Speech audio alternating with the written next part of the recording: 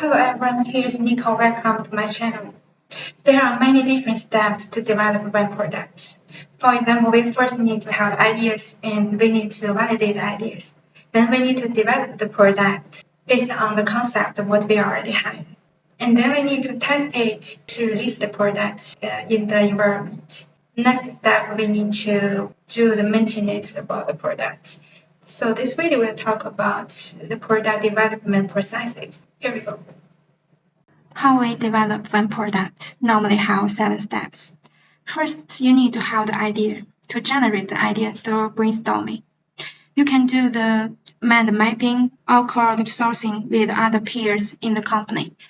But the method what we will use to generate the idea is called scamper.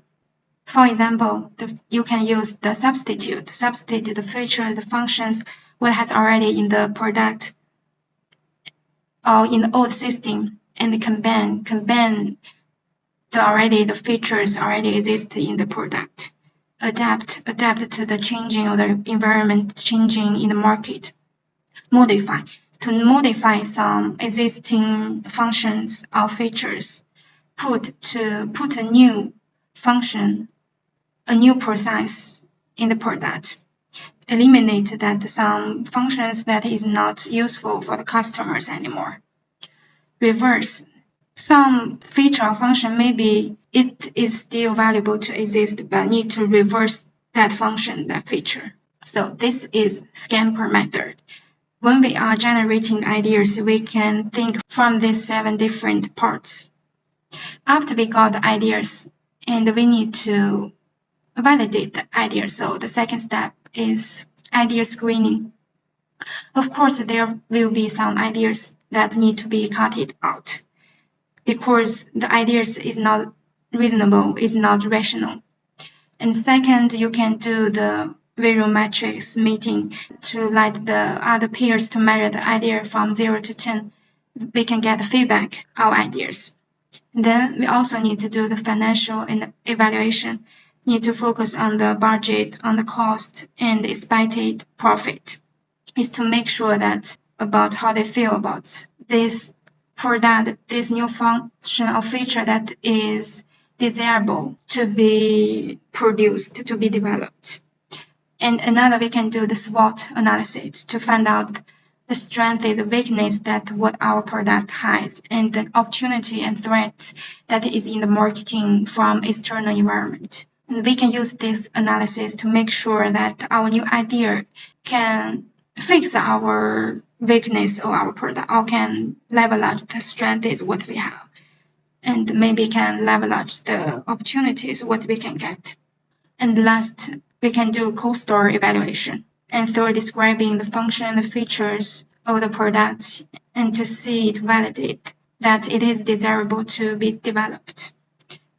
After the idea screening, we will go to the third part is concept testing. You need to describe, identify how the customer can see, can use it, and from a customer view to see our product is not from internal employee view.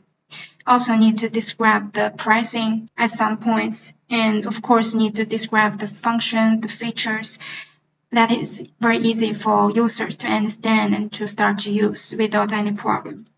And of course, it is need to be simple to implement it by our development team. But not least is the functions, the features of what we wanted to develop definitely can meet our customers' expectations, requirements. And after concept testing, we need to develop the product already. How to develop the product? Of course, we need to collaborate with our development team members. That is a diverse, talented team. And we first need to know the scope, the limits, what we have, like the time we need to have the deadline, within what time we need to deliver the function, the feature of the product, and what kind of resources what we have, like how many designers, how many developers in the team. At the majority situation, of course, as a product manager or product owner, we need to design the prototypes. And the first good reason to using this is to collaborate with our external stakeholders to let them know deeply how the product will look like. And if they have some questions or doubts about it, we can fix it immediately. And second, it is more easy to collaborate, to communicate with our customers because it is visual. It's not text, it's not talking. It's more easy to be understood by others. The third part, we need to define the features, the functions exactly need to have. And we can use the MVP method to develop the minimum functions that are already enough to attract our customers. And how to choose the feature or functions, we can use Moscow method, like what kind of features or functions must have, should have, can have, or won't have. After the development of the product, and we need to move on to the next page is testing.